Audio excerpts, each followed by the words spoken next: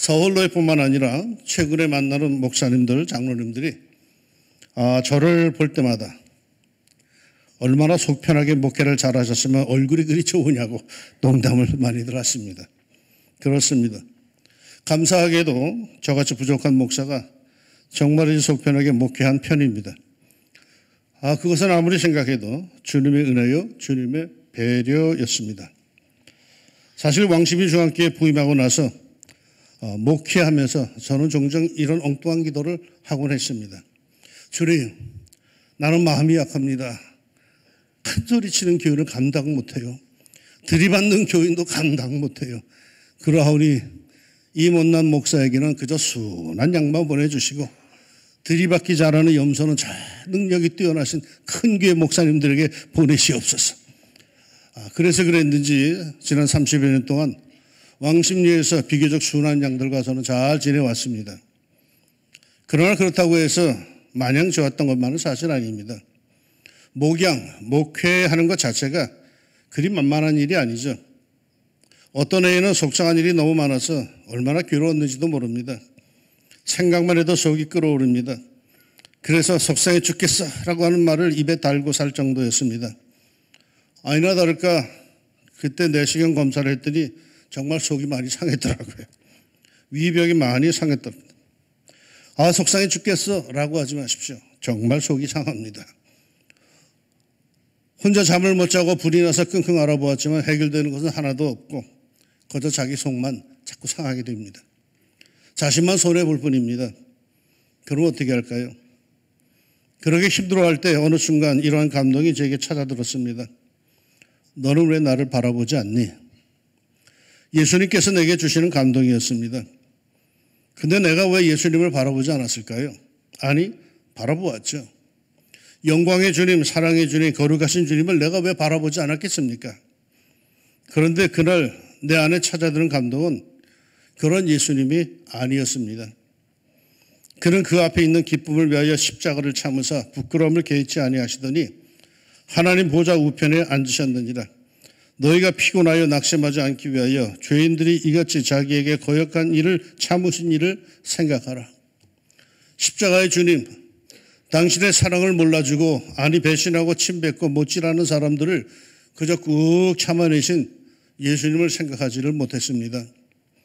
예수님은 12명의 제자들을 데리고 목회하셨는데 목회가 얼마나 힘들었는지 예수님도 그 12명을 다 챙기지 못하시고 한 명의 배신자가 나올 정도였습니다. 그를 바라보시는 예수님의 고통, 그의 배신으로 당하는 아픔, 그 모든 것들을 그저 묵묵히 당하시는 오래 참으시며 감내하시는 예수님. 나는 그 예수님을 생각하지 못했습니다. 능력과 권세가 있으면서도 수모를 그저 묵묵히 당하시는 예수님을 생각하지 못했습니다.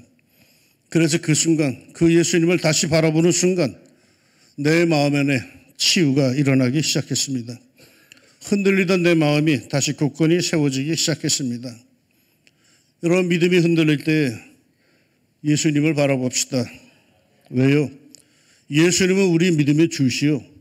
흔들리는 우리를, 부끄러운 우리를, 연약한 우리를 온전하게 해주시는 주님, 주인님이십니다. 그러게 언제나 예수님을 바라봐야죠. 그렇게 예수님을 바라보고 있노라면 우리도 어느새 예수님을 닮아가죠. 제자 훈련 받았다고 예수 닮는 거 아닙니다. 기도원 들어갔다 왔다고 해서 예수 쏙 빼닮아 오는 것도 아닙니다. 신학교에 가서 빡세게 신학 공부하고 영성훈련 했다고 왔다고 해서 예수님 닮는 거 아닙니다. 늘 예수님을 바라봐야 합니다. 믿음의 주요 온전하게 하시는 예수님을 바라보자라고 성경은 말합니다.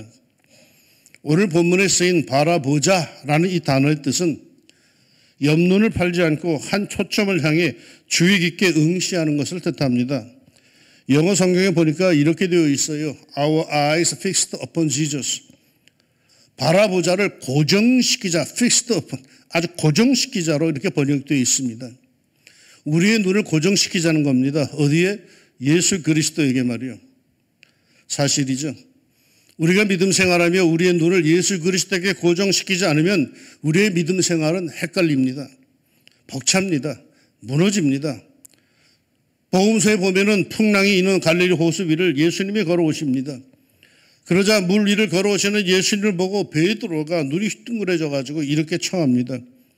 베드로가 대답하여 이르되 주여 만일 주님이시거든 나를 명하사 물 위로 오라 하소서 하니 오라 하시니 베드로가 배에서 내려 물 위로 걸어서 예수께로 가되 바람을 보고 무서워 빠져가는지라 소리질러 이르되 주여 나를 구원하소서 하니 물 위로 걸어오시는 예수님을 보고 베드로는 그게 너무 멋져 보여서 예수님께 자기도 물 위를 걷게 해달라고 청합니다. 그러자 예수님께서 오라, 아주 간단해요. 와라 말이야. 그러자 베드로는 겁도 없이 예수님만 바라보고 물 위로 걷습니다. 얼마나 신기하고도 신이 났을까요? 그런데 그렇게 몇 자국 걷던 베드로 바람을 보고 무서워 빠져가는지라. 바람을 본 것이 아니라 풍랑을 봤을 겁니다. 그러자 더러 겁이 났죠.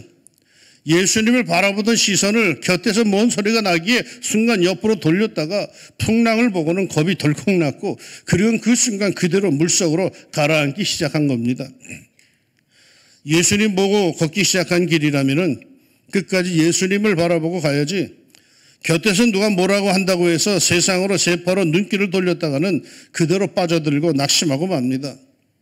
예수님만 바라보고 그렇게 살아갈 때 우리 성도들은 모든 일에 자신이 있고 힘이 생기지 세상 바라보고 살다 보면 어느새 세상 속 깊이 가라앉는 자기를 발견하게 됩니다.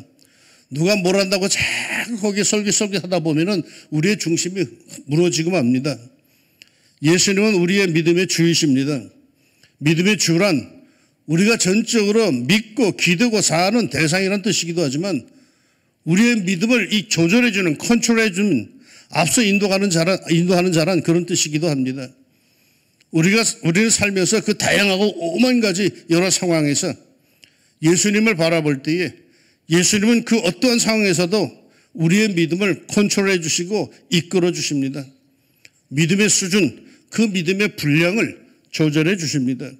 그래서 그 모든 상황을 감당할 수 있도록 온전하게 하십니다. 그러니까 앞서가는 인도자 예수님께 우리의 눈을 고정시키지 않으면 흔들리기 쉽습니다. 믿음의 분량이 조절되지 않아서 아주 갈팡질팡하게 됩니다. 우리의 눈을 예수님께 고정을 시킵시다. 열심히 하는 것도 좋죠.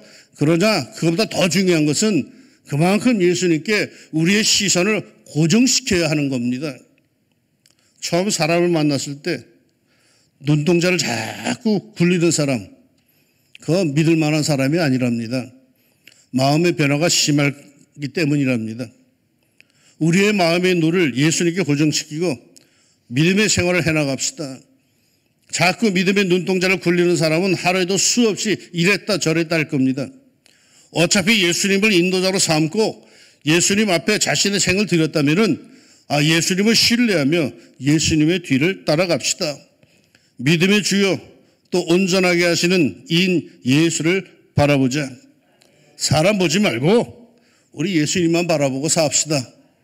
그러게 우리가 예수 믿는 사람인기라. 40년 전에 1984년 6월 21일 당시 김포공항에서 큰 뉴스거리가 터집니다. 이 뉴스로 한국교회는 큰 충격과 혼란에 빠져듭니다. 세상을 향한 얼굴을 들 수가 없는 그런 큰 부끄러움을 당하게 됩니다. 한국의 대표교회라고 할 수 있는 한 대형 교회의 담임 목사가 미국으로 출국하면서 미화 20만 달러, 당시로서는 아주 큰 돈이죠. 이 20만 달러를 도자기와 구두 속에 넣어서 이를 짐 속에 숨겨가지고 출국하다가 엑스레이 투시기에 적발이 됩니다. 미국에 가서 당신의 지병을 치료받기 위한 돈이라고 했지만 액수가 너무 컸고 그 방법이 밀발출하다가 걸렸기 때문에 아주 실망스러웠습니다. 더군다나 신망이 두텁고 존경받던 대형 교회 담임 목사였기에 한국 사회와 교계에 준 충격적 실망감은 실로 어마어마했습니다. 저는 그때 신학교를 막 졸업하고 전임 전도사 사역을 시작했을 때 그야말로 의기충천하던 때였습니다. 그 사건은 누구보다도 내게 너무나도 큰 충격이었습니다. 그때 궁금증과 호기심이 생겼어요. 이 사건이 터진 그 주일날 그 교회에서는 과연 뭐라고 설교를 할까 궁금했습니다. 그래서 관심을 갖고 주목했죠. 그 주일 설교는 그 교회 원로 목사님, 한국 교회에서 가장 존경을 받던 어른 목사님이 설교를 하셨는데 그날 본문이 바로 오늘의 본문입니다. 제가 그 설교를 평생 잊지를 못합니다. 설교의 요지는 이러했습니다. 오늘 본문의 바로 앞장인 히브리서 11장은 일명 믿음장이라고 합니다. 믿음은 바라는 것들의 실상이요 보이지 않는 것들의 증거니라고 하면서 구약 성경에 나타나는 수많은 믿음의 용사들을 쫙 소개하고 있습니다. 아벨, 에녹, 노아, 아브라함, 사라, 이삭, 야곱, 요셉, 모세, 광야의 이스라엘 민족, 라합, 기드온, 바락, 삼손, 입다, 다윗, 사무엘, 선지자, 다니엘, 사드락, 메삭, 아벳느고. 성경의 역사의 무수한 고난과 어려움 속에서도 믿음을 굳건히 지켜낸 위대한 인물들이 나옵니다.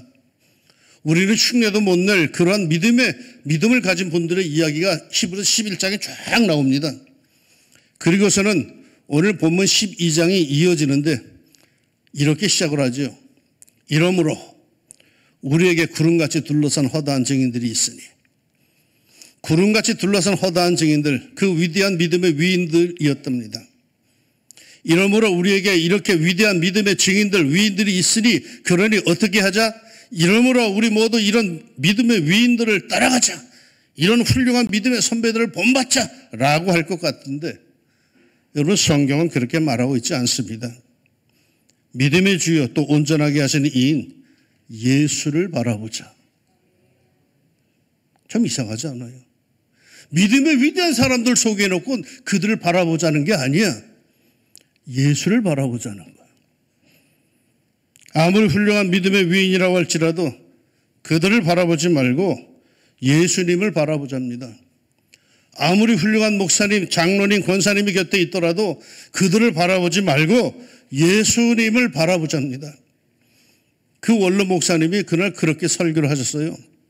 믿음은 아무리 주위에 훌륭한 사람들이 있다 할지라도 그 사람들을 바라보는 거 아닙니다. 아무리 잘 가르치고 설교 잘하고 멋진 지도자들이 있다 할지라도 믿음은 그들을 바라보는 것이 아닙니다. 믿음은 믿음의 주여 우리를 온전하게 하시는 예수를 바라보아야 하는 겁니다. 오래 믿음 생활하면서 양목사 바라보며 신앙생활하지 맙시다. 김장로 박권사 이집사 바라보면서 신앙생활하지 맙시다. 오직 예수님만 바라보고 신앙생활합시다. 예수님만이 우리의 믿음의 주인님이십니다.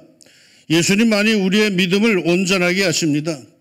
그러게 예수님께 시선을 고정하고 올 한 해 우리의 믿음 생활을 유지해 갑시다. 시선이란 단어를 아시죠? 바라보는 것.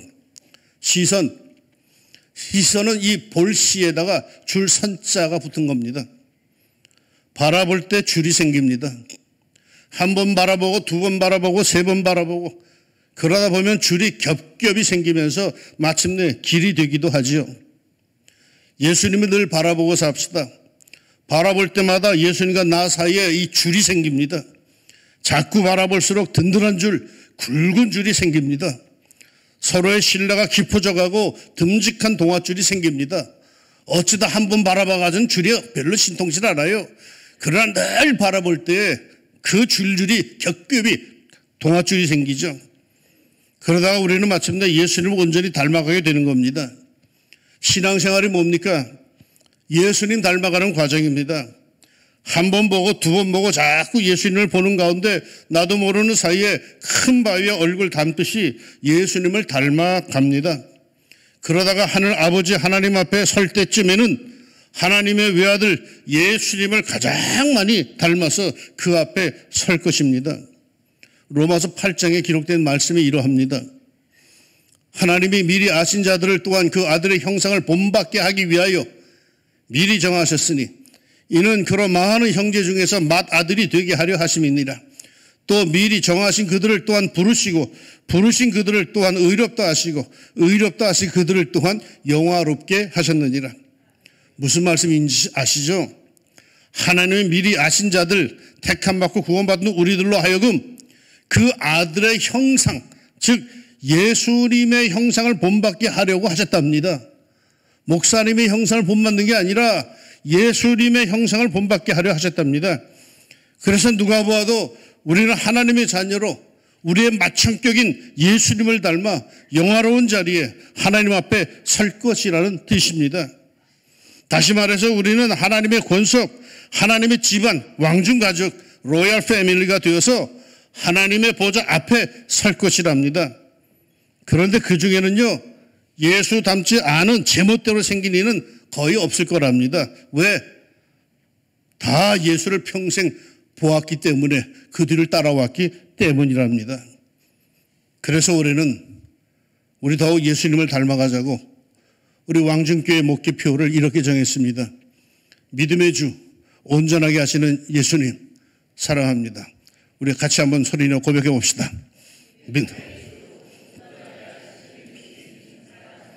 아멘. 사랑하는 왕중가족 여러분, 다른 애도 그러했지만은 올해는 더욱더 예수님 바라보면서 합시다. 사는 게 바빠서 정신없이 땅만 바라보고 살지 말고 예수님 생각하면서 합시다. 그러면 하나님의 자녀로 우리는 예수님을 닮아 갈 것입니다. 그러기 위해서 여러분, 올해는 매일 큐티를 한번 합시다. 교회 홈페이지에 매일 큐티가 올라갈 겁니다. 아무리 바빠도 잠깐 시간을 내어서 하나님의 말씀으로 예수님을 내 안에 채웁시다. 그래야 하늘 법도를 배울 것 아닙니까? 그래야 예수님을 닮아가지 않겠습니까?